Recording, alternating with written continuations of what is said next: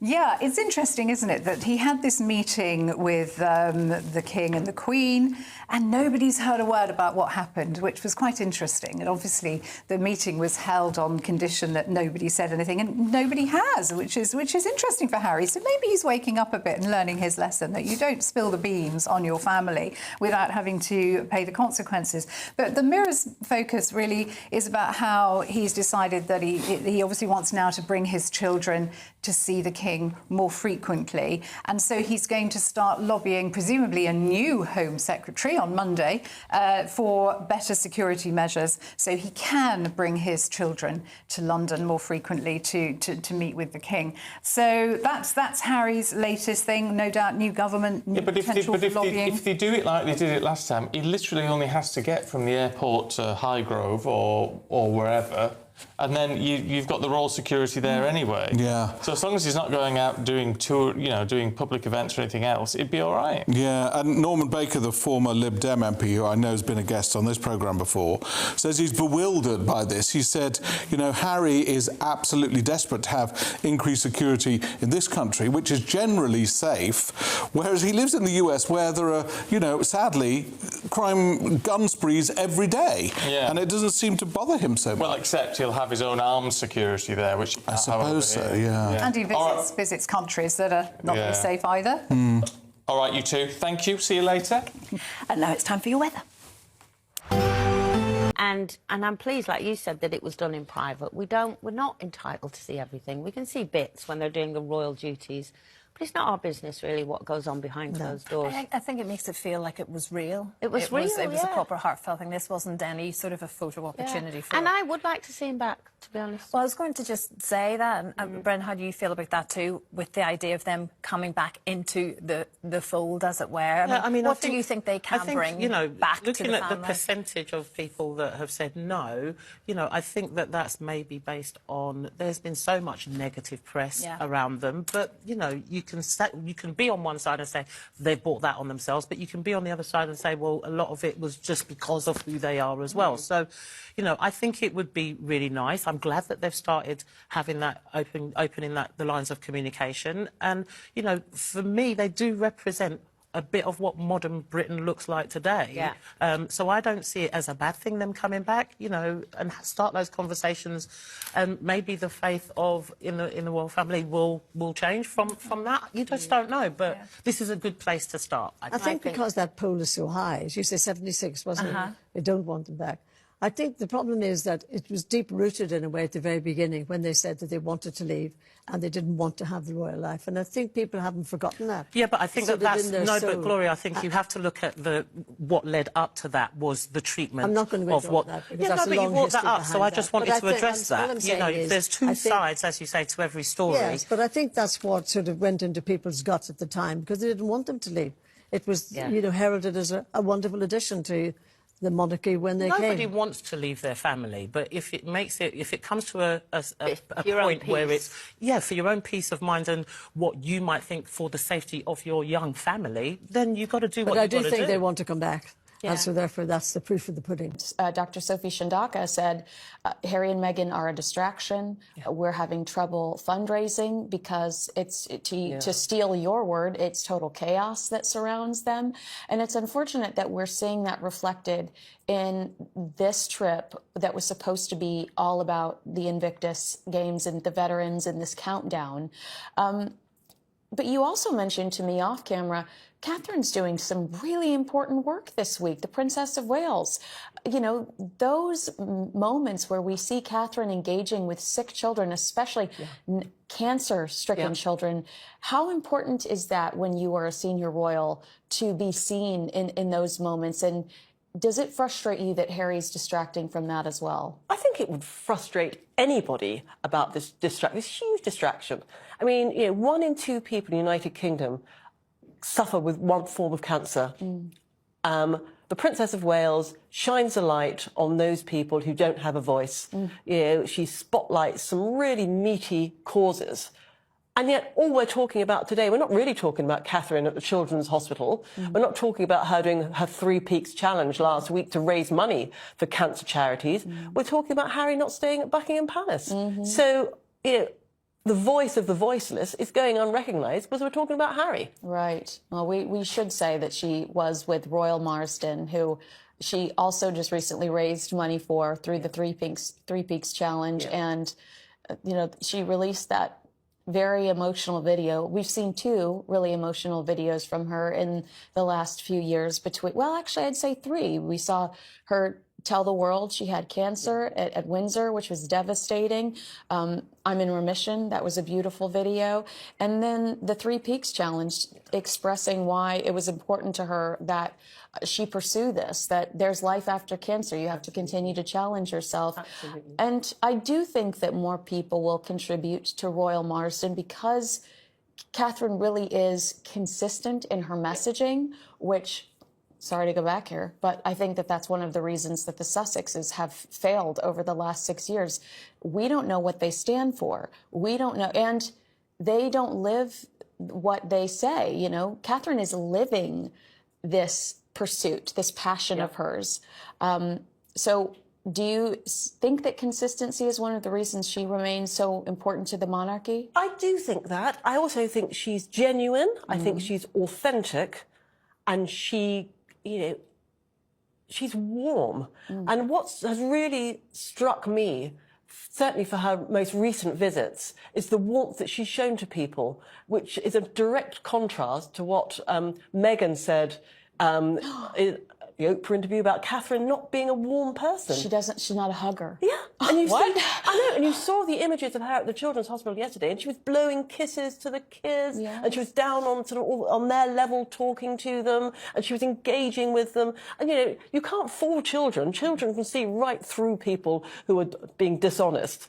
And they adored her. They absolutely adored her. So she is authentic. You know, she is what they get on the tin. She is, you know, in my eyes, she does not put a foot wrong. She is absolutely seamless in the way she conducts herself. I completely agree with you. And when we hear the complaints about being a princess or what it's like to marry into the royal family, I'm sure it is hard. I'm sure it's very difficult. But compared to the way that Catherine has executed this, she has made this look effortless. She has made it look seamless. Even when she was under siege online over what was truly going on with her, which was none of our business and cancer. So we, you know, everybody that sat and debated it, in my opinion, was a horrible person.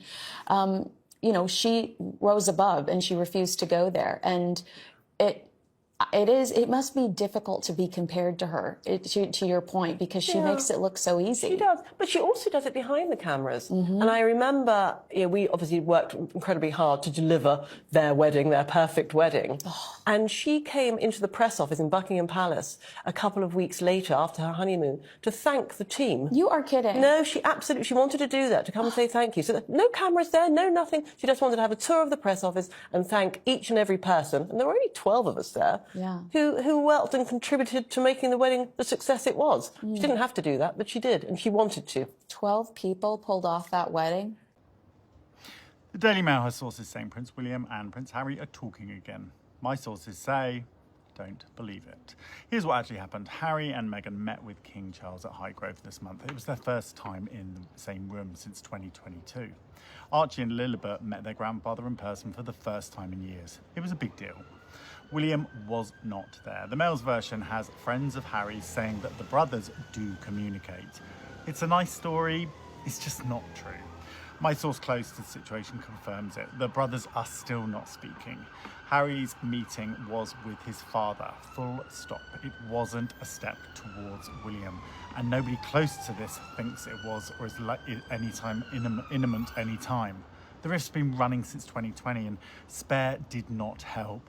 The last time William and Harry were even in the same room was Lord Fellow's funeral last year, and they did not speak to each other.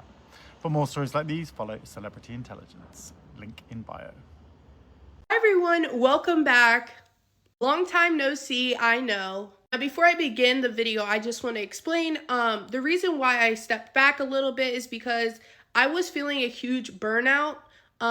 I had a lot of stuff going on in my personal life, and I felt like I just needed to step aside for my mental health. But now that I'm back, I thought I would update you guys on what's been going on in the royal community, what's been going on with our favorites, Harry and Meghan.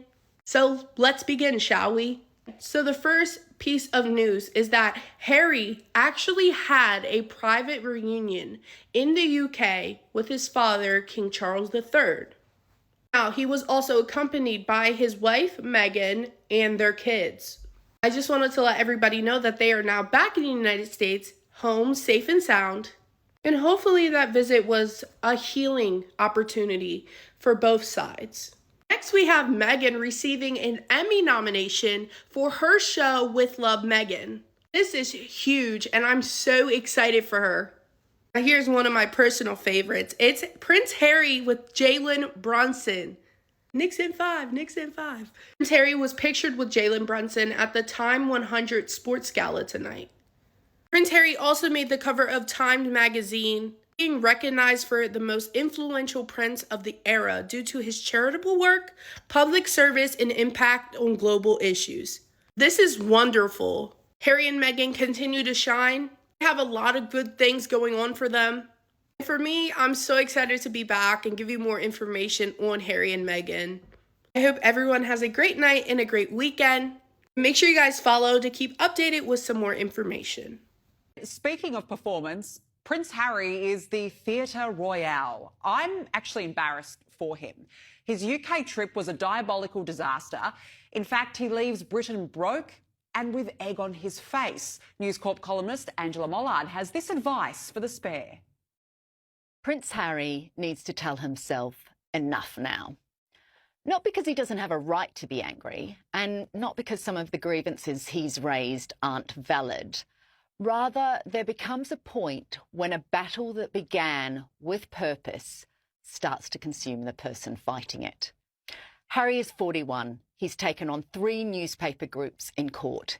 He's fought public battles over his security. He's challenged the institution he was born into. Over 7 years, he has campaigned against the media, the security services, and the monarchy. He has changed how the world sees the royal family. But it has also changed how we see Harry. This young man, so empathetic, so his mother's son, wanted to be known for compassion, mental health, and military service. Now he's identified by chaos and conflict. And that should concern him because his good work is being buried beneath the noise. His visit to the UK last week was a schmozzle. First, he was taking his family to London, then he wasn't. He was offered a room at a palace. He turned down the offer. Then he changed his mind. Too late, said the king. And Harry, once again, looked stupid. Then, as he took to the stage at Chatham House for an Invictus Games-related event, the news came through that he'd lost his court case against associated newspapers. Press freedom had triumphed, and Harry had failed to prove he was the victim of unlawful information gathering. The financial cost threatens to be huge. The reputational damage is unquantifiable. No one has any idea what he said at that event because Harry's constant public warfare is becoming the story. It's time he put down his guns and drew a line under his crusade. Prince Harry, is he in or is he out? Is he coming to the UK or is he not? And it's still not certain. Here's the timeline. About 2 weeks ago, he releases a story to The Sun and to the Royalists saying that he's coming to the UK with his children and with Meghan for the first time since Megxit. Then, on Friday, there's an operational note come out and it's on. It's definitely on. No speculation. Then on Saturday, it's not on. I've got no security. Even though he said in his own operational note that he didn't have security, on Saturday, he throws all his toys out of the pram, briefs the press, saying that he's not coming, which is absolutely messing around with everybody's schedules, including the poor charities that he's supposed to be visiting. Then on Monday, it's, oh, no, I am still coming, but he said it in such ambiguous language that it was, I am trying to find a way to make sure I can bring my family over securely and safely. So What is going on, Harry? Please, could you just stop messing people around? It's giving Nepo baby for sure. Just like Brooklyn Beckham threw his toys out of the pram because he didn't want his family contacting him on social media or having anything to do with him, but still using the Beckham name when it suits him to make World Cup commercials.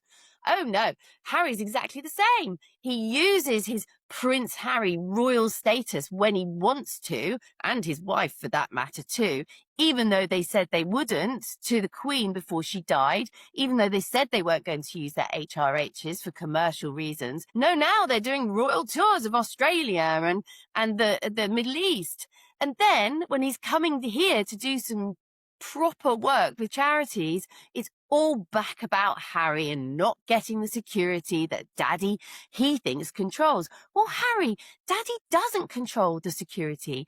Even if King Charles wanted to pay for security, he can't. He cannot pay the Metropolitan Police. You have to go through the channels.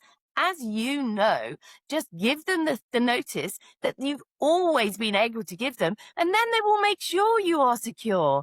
This security thing is all giving Nepo baby. I'm not getting what I want, so I'm going to chuck my toys out of the pram. And now it's leading to the fact that people are thinking that you're losing your mind on wacky backy in Portugal. So please, Prince Harry, grow up. Behave like the middle-aged man that you are, and if you want to do some duty, just do it. I have questions, people, because I'm not buying the whole visit thing. And I'll explain to you why I'm not buying the whole visit thing. Or should I say this alleged reunion, especially given the lead up to that, which was Harry was not given security. The offer of Buckingham Palace was offered and then it was withdrawn, and Harry also didn't go ahead with he accepted it. So now on Friday, don't forget he also had the judgment which went against him, which as far as I was concerned was timed perfectly. And I've done that already, have a look at my previous video. Now we're being told that the Duke and his family met with the King and it was confirmed by Buckingham Palace. So the first thing I was doing, I thought to myself, okay, Dee, let's wait and see what Archwell has to say, what the Sussex's spokespeople have to say, and what needs to be said, or what you would expect to be said of some description anywhere on their social media pages. So Friday happened, Saturday happened, Sunday, Monday, Tuesday happened, and you know what? Did I hear anything? How about no?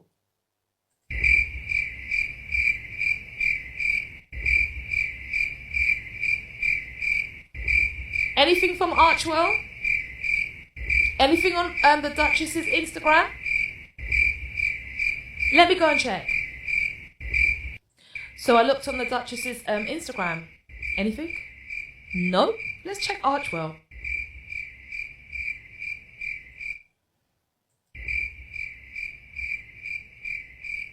So this is the Archwell page. Let's check news.